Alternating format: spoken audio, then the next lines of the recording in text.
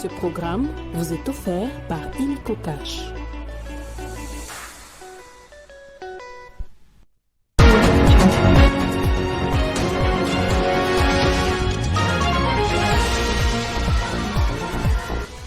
Au sommaire de ce journal, révolution médiatique, votre chaîne Télé 50 totalise ce lundi 24 juin 14 ans d'existence, 14 ans au cœur de l'actualité. Un plateau spécial est prévu ce mardi à partir de 9h avant la soirée de gala au Fleuve Congo Hotel. Autre titre, début ce lundi de la session ordinaire de l'examen d'État édition 2024. Cette année, on compte plus de 962 000 candidats. Quelques centres ont été délocalisés au Nord Kivu suite à la dégradation de la situation sécuritaire.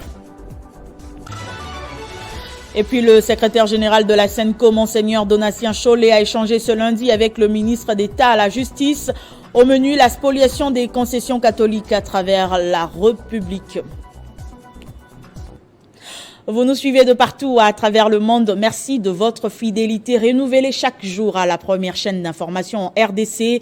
Votre chaîne Télé 50 totalise ce lundi 24 juin 14 ans d'existence, 14 ans au cœur de l'actualité, 14 ans des révolutions médiatiques et de professionnalisme. Un plateau spécial est prévu ce mardi à partir de 9h avant la soirée de gala au Fleuve Congo Hotel. On revient sur le parcours de cette chaîne panafricaine dans ce récit de Christopher Ochokum. Ça, c'est Télé 50. C'est l'histoire d'un grand média qui a toujours vu grand, qui n'a connu ni faible commencement, ni contentement. Mille merci de votre soutien, de votre accompagnement et surtout de vos remarques, vos conseils. 14 ans plus tard, Télé 50 est resté indéboulonnable dans le paysage médiatique congolais, rivalisant sans complexe avec tous les autres médias panafricains et internationaux. Sa vision, calquée sur sa ligne éditoriale, est de défendre les institutions de la République démocratique du Congo et ses animateurs. Pour Télé 50, et c'est le cas de le dire, il n'y a pas mieux que le Congo. Ce pays émergent, puis debout, poumon de l'humanité, vivier de la technologie mondiale et des talents dans tous les secteurs. Et bienvenue dans ce journal. Son visionnaire, Jean-Marie Kassamba, professionnel de renom dans le métier, auteur d'une carrière qui fait baver, se donne corps et âme à cette œuvre depuis 14 ans aujourd'hui avec la même dévotion. Ses programmes sont à ce jour des passages obligés pour se faire entendre et se créer une image de marque dans la société. Déjà star, il forme des petites stars de l'écran avec une rigueur légendaire dans les moindres détails. Jean-Marie Kassamba a le mérite d'avoir recruté et formé seul quasi 90% de ses journalistes.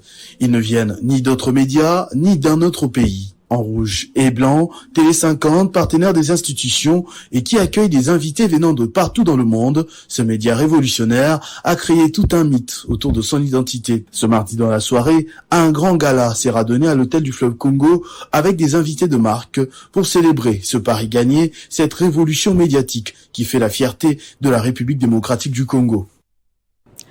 Invité de 50 bonjour ce matin, le patron de l'Espace 50 est revenu sur la célébration des 14 ans d'anniversaire de sa chaîne, mais aussi les secrets de sa réussite dans la sphère médiatique congolaise exigeante. Jean-Marie Kassamba promet encore de faire plus tout en remerciant les milliers de téléspectateurs dissimulés partout dans le monde. On l'écoute dans cet extrait. Le secret, c'est d'abord la vision. Le secret, c'est d'abord le travail, le sérieux, la détermination et la maîtrise du métier. Nous avons beaucoup de professionnels dans notre pays qui ont du métier, mais qui ne bénéficient pas d'un leadership conséquent, qui ne bénéficient pas de la logistique conséquente. Et du coup, le travail ne se fait pas d'une manière remarquable. Et on les reproche. On dit non, on est un pays faible, on est un pays qui découvre tout. Mais c'est pas parce qu'on manque de gens. Donc bref, qu'est-ce qui est derrière nous en termes de détermination? Nous voulions donner à notre pays un média qui utilise les ressources locales, qui utilise la culture de la RDC, qui pense histoire de la RDC, mais qui fonctionne comme tous les médias internationaux. Moi, ça ne m'étonne pas que lorsque j'ai des jeunes Congolais ou de ceux qui sont de notre pays, s'ils suivent le leadership qu'on installe, la méthodologie qu'on installe, la manière de faire, ça ne peut que marcher. Maintenant, en réalité, moi, je suis un homme perpétuellement insatisfait. Ouais. Je ne suis jamais content du résultat. Vous savez, le bonheur que j'ai, moi, c'est quand je rencontre les gens tous les jours. Ils sont contents. Dès qu'ils me voient, ils sourient. Ils sont contents. Je ne sais pas pourquoi. On aime beaucoup ce que vous faites. Continuez à faire ce que vous faites. C'est le bonheur que je puisse avoir. Et le 14e anniversaire de Télé 50, célébré ce 24 juin, suscite beaucoup de réactions. Les dernières en date sont celles des différentes personnalités politiques de renommée qui saluent le management de qualité de Jean-Marie Kassamba. Radio 50, Télé 50, c'est partout, surtout na Tchombo, cliquez. Je pense que c'est un organe de presse de qualité, de haut niveau, qui sert le peuple congolais au niveau de l'information. Et c'est capital. Et je souhaite vraiment bonne chance à Télé 50. En tout cas, c'est une année de plus pour Télé 50. Pour nous, c'est une fierté. Un motif de fierté parce que c'est une chaîne tenue par des Congolais. Et là, c'est coup de chapeau pour Jean-Marie Kassamba et toute son équipe parce que je sais que tout seul, il n'allait pas y arriver.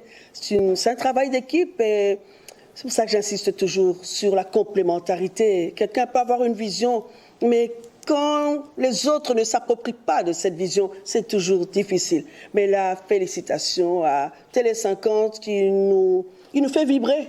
Nous qui venons de l'intérieur, nous suivions l'actualité à Télé 50, toute ma base. Quand on passe les éléments sur Télé 50, mais j'ai des coups de fil, maman, on vient de te suivre. Donc c'est Télé 50. Je ne fais pas seulement la publicité entre nous, M. Jean-Marie Kassamba. Non, c'est la réalité. Je crois que Télé 50, c'est...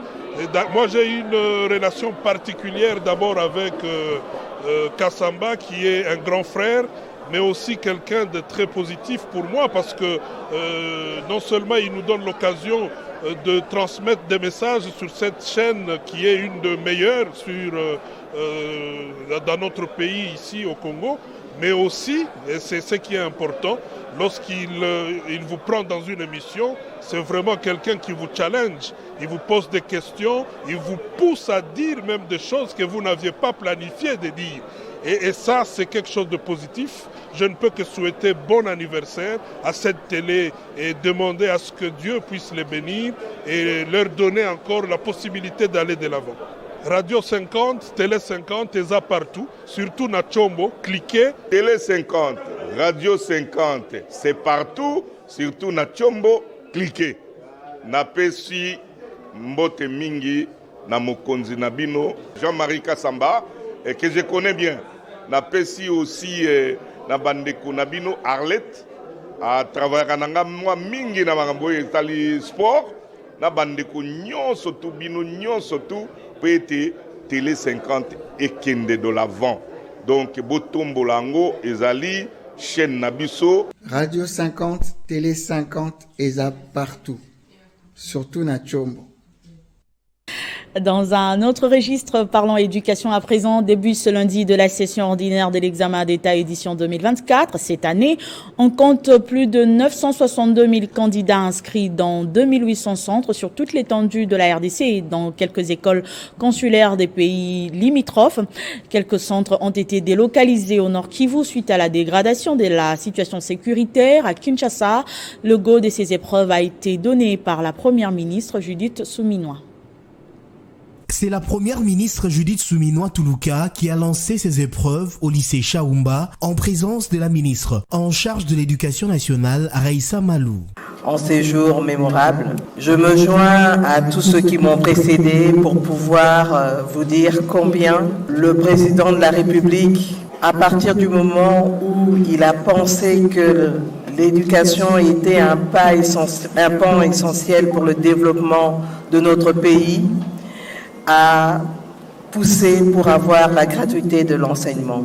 Je lance officiellement le démarrage de la session 2024 des examens d'État et bonne chance à tous nos élèves. Merci beaucoup.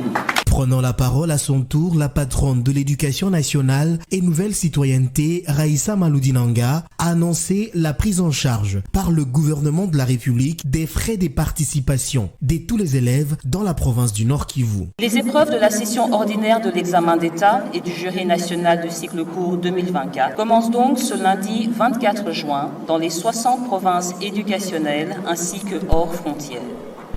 Je voudrais ici remercier le gouvernement central pour avoir pris en charge les frais de participation des finalistes aux épreuves certificatives de toute la province du Nord Kivu. Ces épreuves nationales certificatives vont se dérouler durant les 4 jours à venir.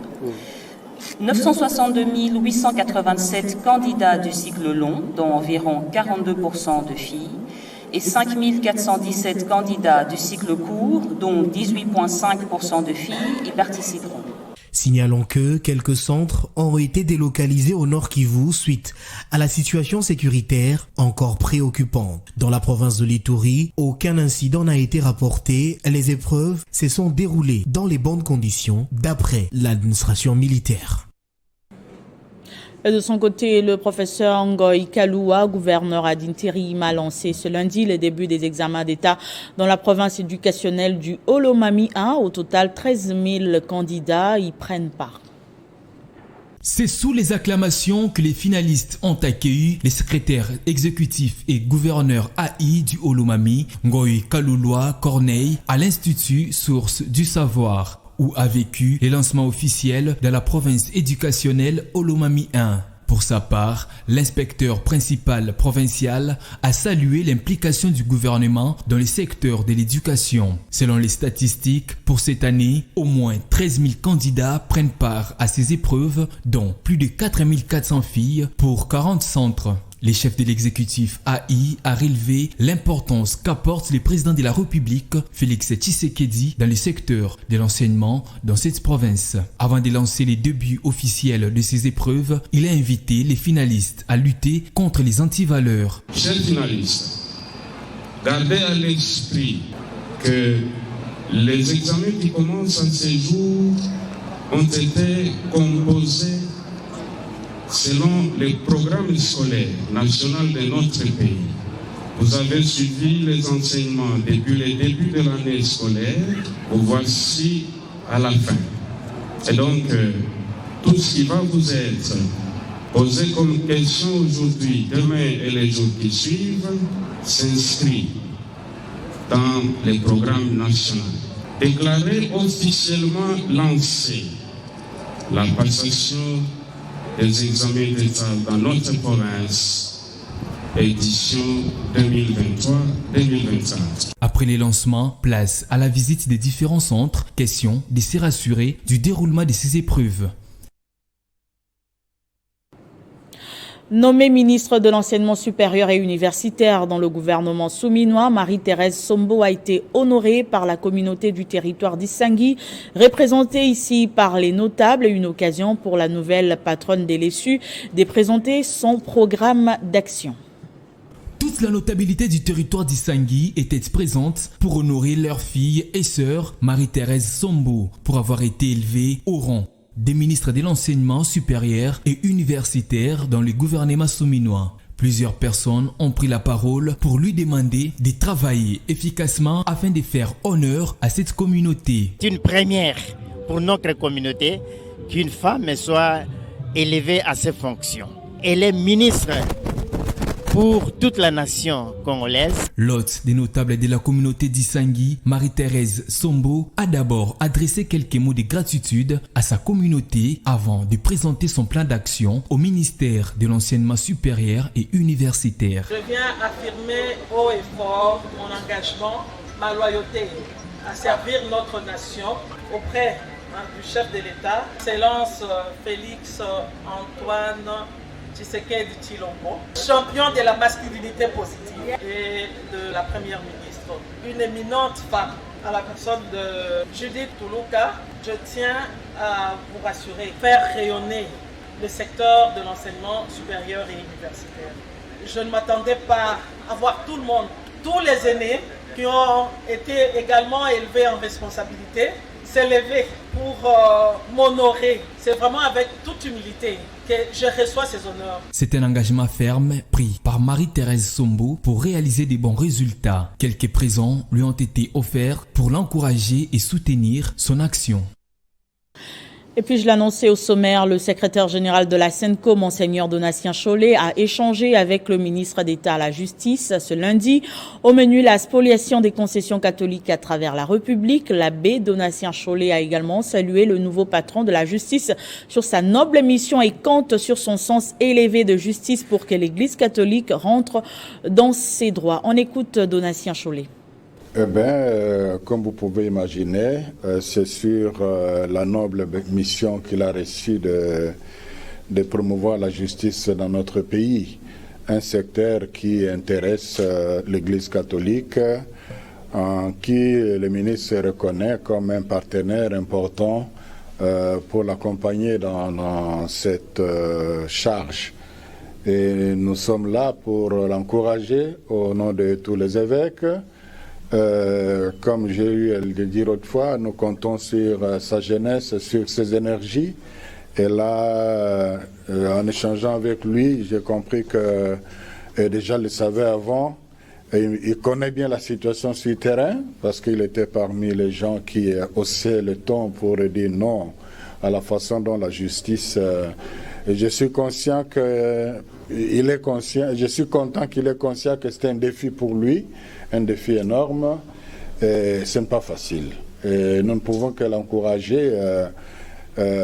J'ai attiré son attention, je l'ai encouragé particulièrement sur un aspect qu'il aura à vivre régulièrement au regard de notre environnement sociopolitique, des pressions. Quelques plaidoyers au nom des évêques. Vous savez, l'Église est aussi victime de cette situation.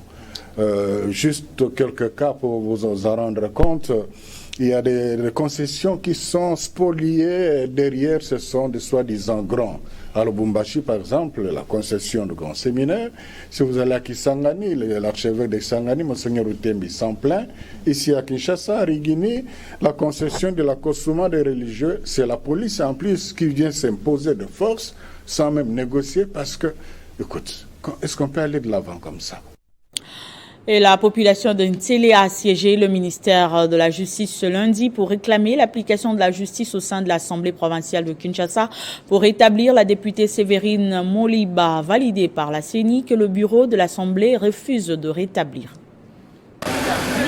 C'est une population de l'Ntsélé qui réclame justice. Nous sommes au palais de la justice qui regorge en soi le ministère du secteur et ces derniers veulent rencontrer le nouveau ministre d'État en charge de la justice pour solliciter son implication personnelle dans l'affaire qui oppose leur candidate Sévérine Moliba, élue députée provinciale de Kinshasa. Validé par le Conseil d'État, le bureau de l'Assemblée provinciale refuse d'appliquer la décision et ainsi l'intégrer au sein de l'hémicycle. Depuis le Conseil d'État a confirmé que le mandat est Dr Sévérine Moliba en tant que député provincial. Jusqu'aujourd'hui, l'Assemblée provinciale de Kinshasa a beau valider. Avec affiches, banderoles, pancartes, il croit fermement à la bonne volonté du patron de la justice pour remettre chaque Congolais dans ses droits avec l'application stricte de la loi. Il y a justice. APK a commis supérieur la justice. Ils s'en vont dans l'espoir que Constant Moutamba, comme il a pris l'habitude de le faire, accordera un regard particulier dans ce dossier. Validé.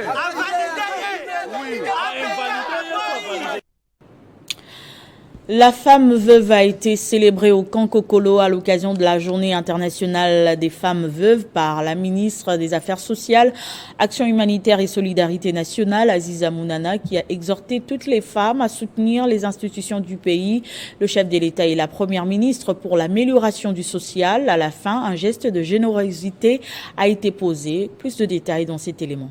Elle n'a pas voulu rester insensible face aux veuves, surtout que c'est une journée internationale leur dédiée par les Nations Unies.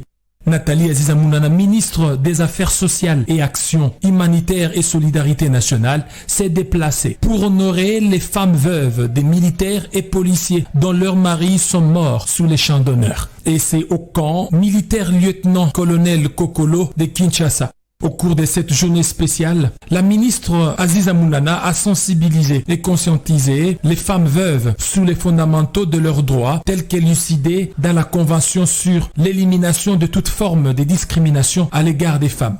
Ensuite, elle a rendu un vibrant hommage au président de la République Félix Tshisekedi et à la première ministre Judith Tuluka, tout en invitant toutes les veuves de la République à prier pour eux afin que le social de Congolais s'améliore davantage. Aujourd'hui, c'est un grand jour pour mon président de la République, le commandant suprême Aye Badino Ebozalaka. On remercie notre premier ministre, Maman Judith Souminois, comme ça Aye Bapasi Nadino a choisi Maman Olo Aye Bapasi au félin de guerre, au félin militaire.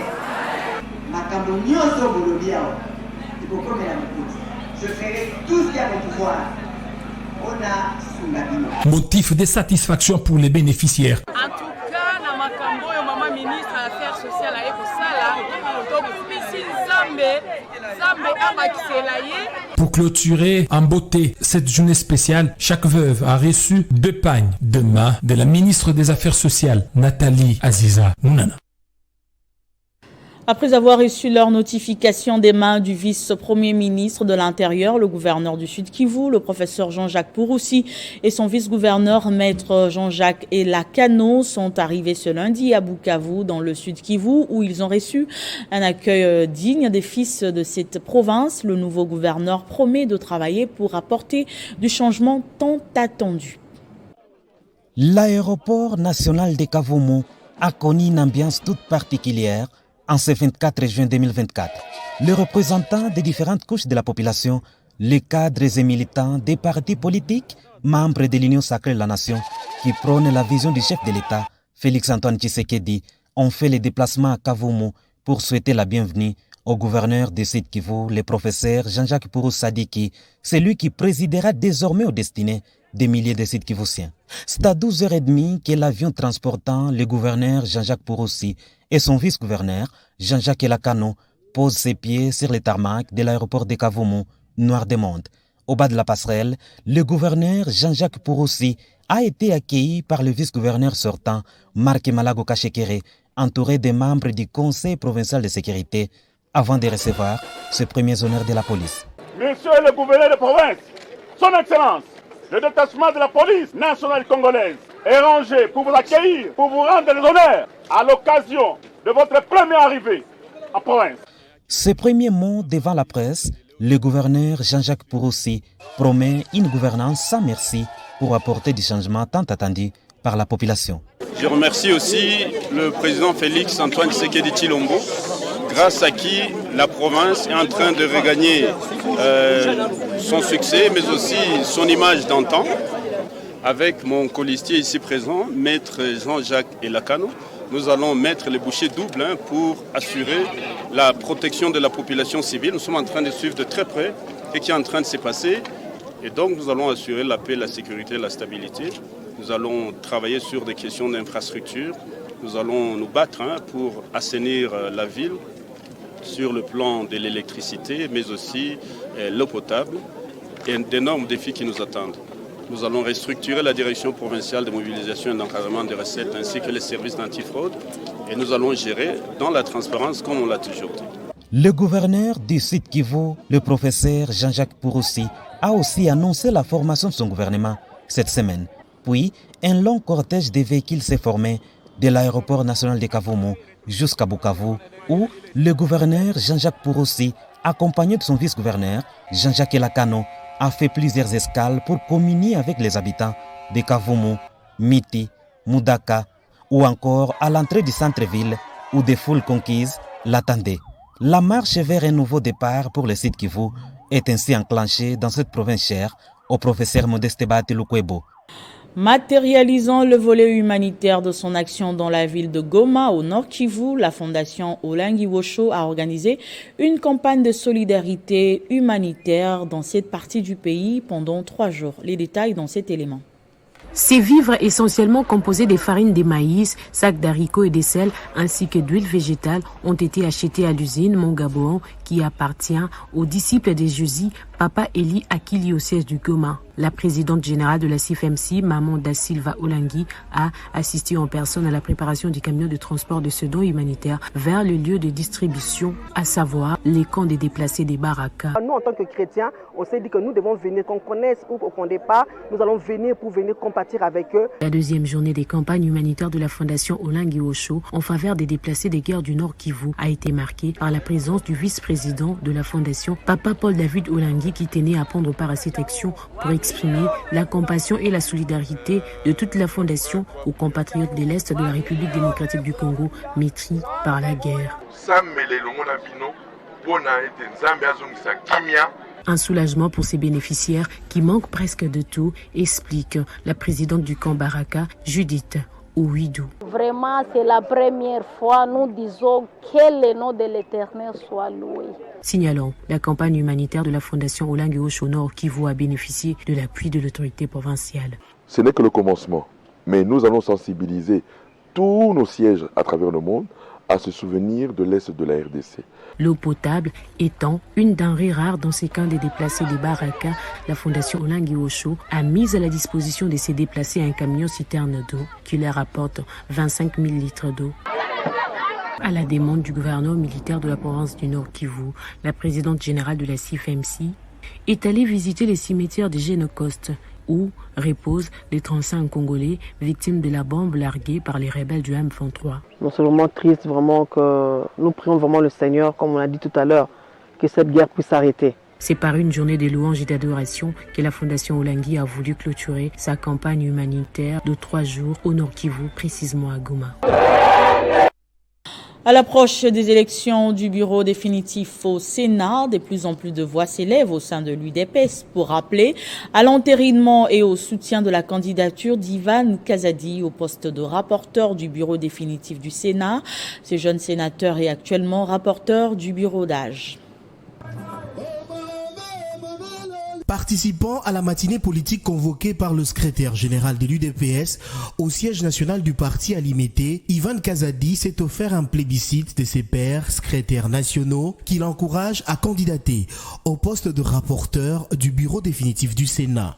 Les messages étaient bien clairs sur une banderole imposante à l'entrée du siège national. Le secrétaire national membre du directoire de la Ligue des jeunes de l'UDPS soutiennent la candidature de Ivan Kazadi Kankonde au poste du rapporteur du bureau définitif du Sénat. Une démarche qu'ils ont motivée par le fait qu'il a honoré le parti par une bonne qualité de travail, son intelligence et par son dynamisme. Ainsi, comptant sur la détermination du chef de l'État Félix-Antoine Tshisekedi à continuer à promouvoir la jeunesse et celle du secrétaire général de l'UDPS Augustin Kabouya à accompagner la jeunesse du parti, d'aucuns restent convaincus que la jeunesse congolaise sera bel et bien représentée dans le bureau définitif du Sénat à travers l'honorable Ivan Kazadi. Plus encore, sa présentation au public par le secrétaire général Augustin Kabouya a fait l'objet des acclamations frénétiques. Comme tout le monde, le sénateur Ivan Kazadi a assisté jusqu'à la fin de la matinée politique sous l'égide du secrétaire général Augustin Kabouya. Il faut rappeler par ailleurs qu'en tant que rapporteur du bureau provisoire du Sénat, Ivan Kazadi a honoré le parti du Sphinx par la qualité du travail, par son intelligence et par son dynamisme, des atouts très appréciés par ses pairs de la Chambre des Sages. Raison pour laquelle les appels au soutien de sa candidature au bureau définitif du Sénat de la République démocratique du Congo s'est multiplient. Après la pose de la première pierre pour la construction des routes par l'APCSC, les responsables de la Société congolaise de la fibre optique ont échangé ce lundi avec le directeur général Freddy Yodichembo de l'APSC. Les détails avec Arlette Boutella.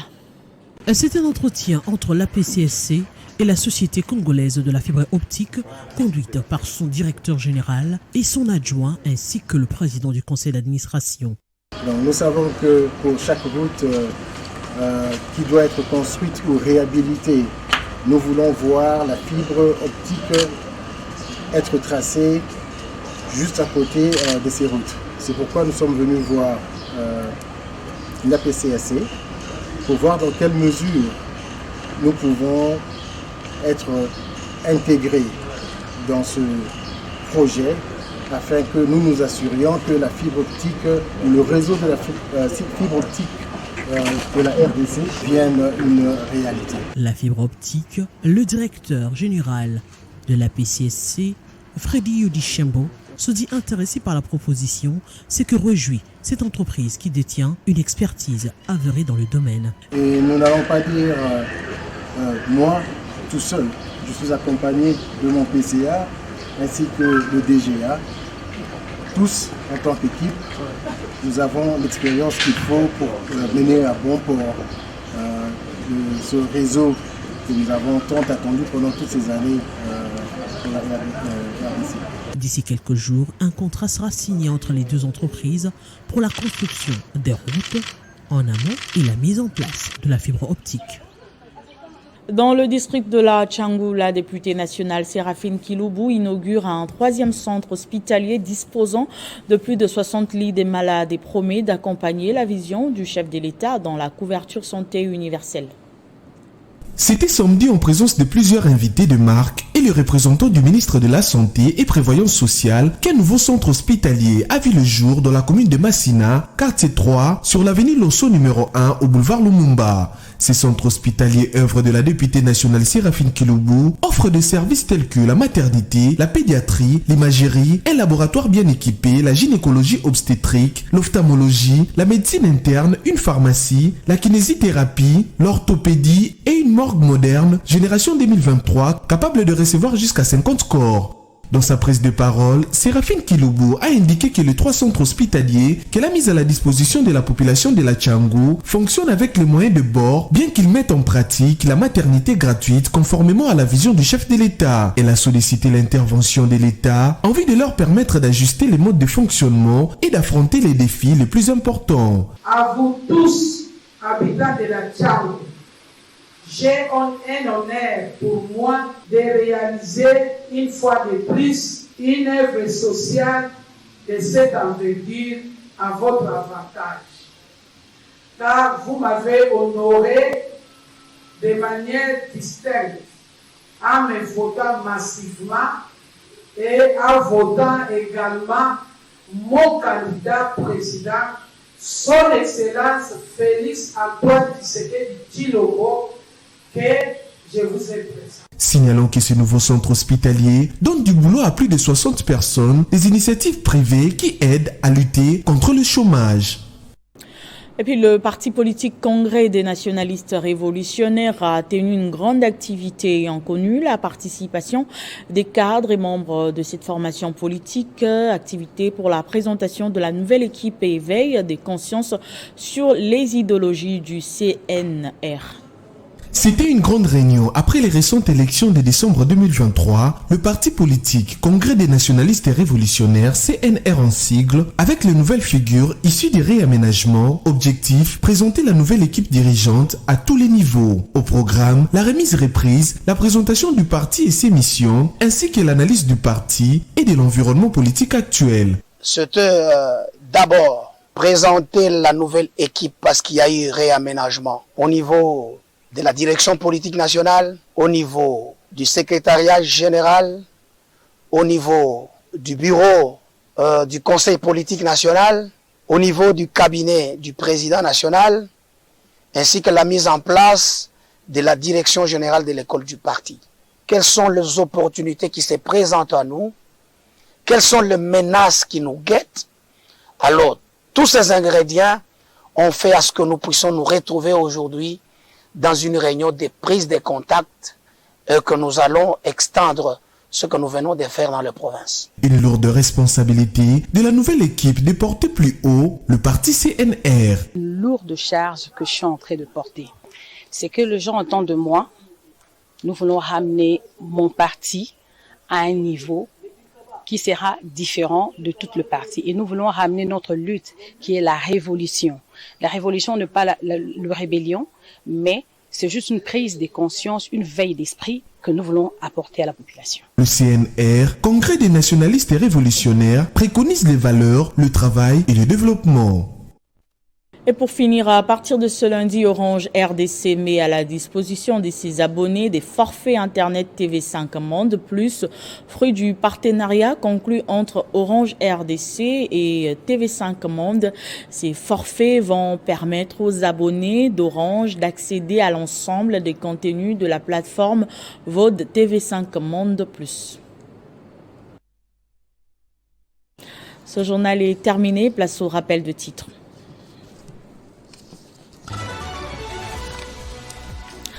Révolution médiatique, votre chaîne Télé 50 totalise ce lundi 24 juin 14 ans d'existence, 14 ans au cœur de l'actualité.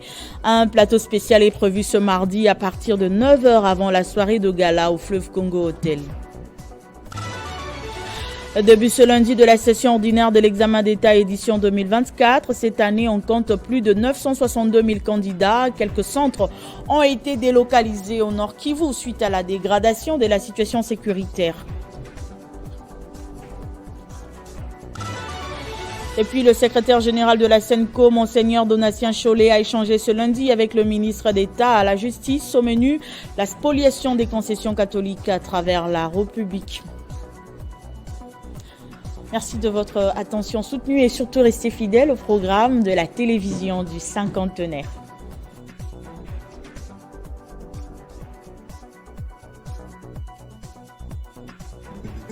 Retrouvez toute l'actualité en continu sur www.tele50.cd.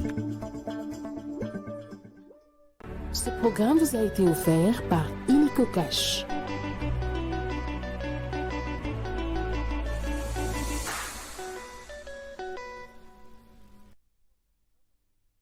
Communiqué nécrologique, la famille Ngwanda a la profonde douleur d'annoncer aux parents, amis et connaissances les décès de leurs fils, frères, pères et grands-pères Mbonga Magalou Ngwanda, lui, ancien secrétaire général de l'administration publique, ancien gouverneur de province de la Mongala et sénateur honoraire. Décès survenu à Bruxelles le dimanche 16 juin 2024. Le programme des obsèques se présente comme suit. Lundi 24 juin 2024, arrivée de la dépouille mortelle à l'aéroport international de Njili. Mardi 25 juin 2024, messe de suffrage à la résidence familiale 6 avenue Kimbemba, numéro 17, quartier Massangambila dans la commune de Mongafula, référence entrée dite Mère Canon. Mercredi 26 juin 2024, veillée mortuaire à la salle Ave Maria à partir de 19h, située sur l'avenue de la Libération, ex-24 novembre, dans la commune des Kassavubu, référence hôpital du cinquantenaire. Jeudi 27 juin 2024, 10h, levée du corps de la morgue de l'hôpital du cinquantenaire dans la stricte intimité familiale, suivie de l'exposition de la dépouille dans la salle Ave Maria. 11h, messe de suffrage sur place. 13h, inhumation au cimetière de la Gombe, suivi du bain de consolation à la salle Ave Maria. Fête à Kinshasa le 21 juin 2024 pour la famille Oscar Ngwanda Azomba, frère du défunt.